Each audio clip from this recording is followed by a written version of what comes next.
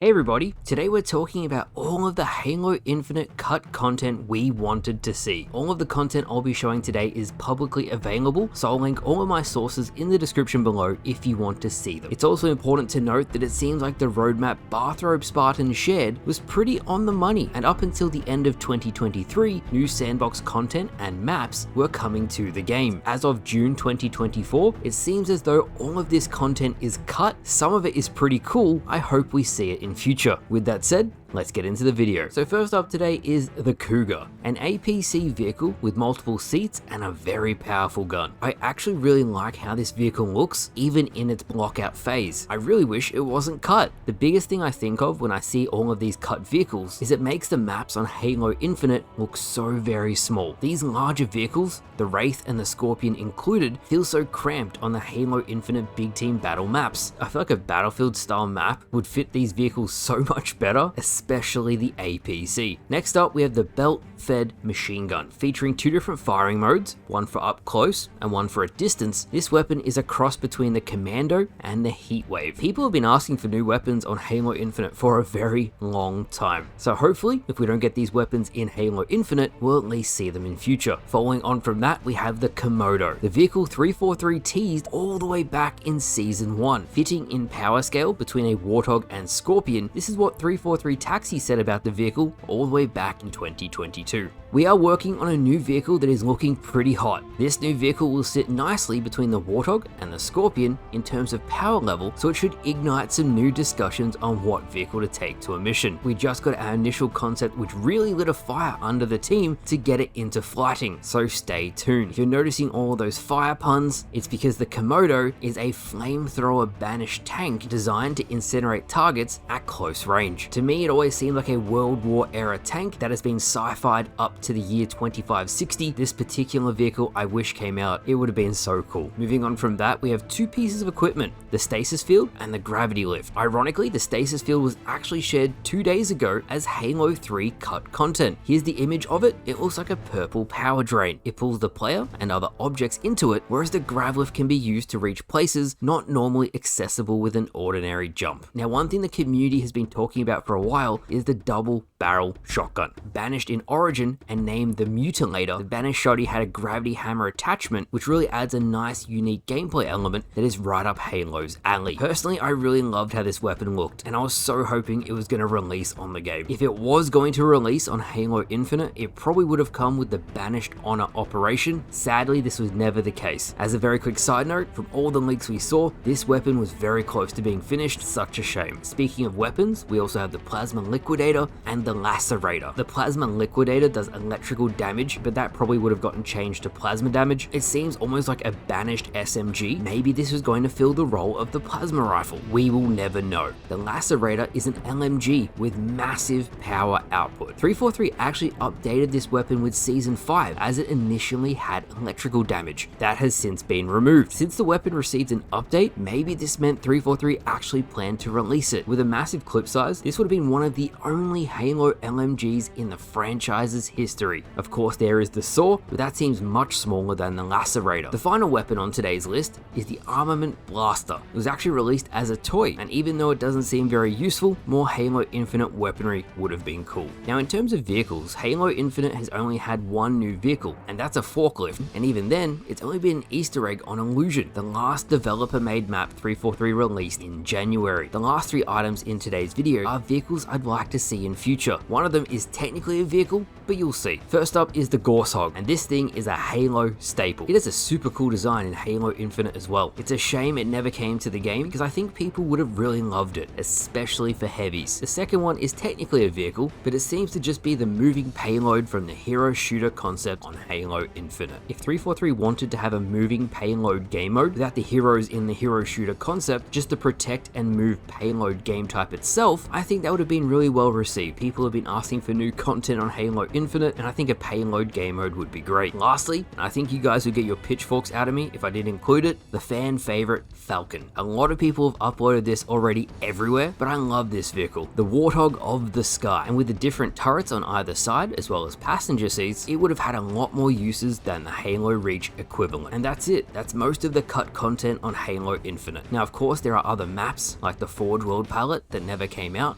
Beltway, a map that hasn't been released. It's a rework of Halo 2's Elongation, as well as numerous big team battle maps. I hope if they never see the light of day on Halo Infinite, the concepts of all of the cut content are saved and we might see them in future. With that said, links to everything I covered in the description below, and I'll see you guys later.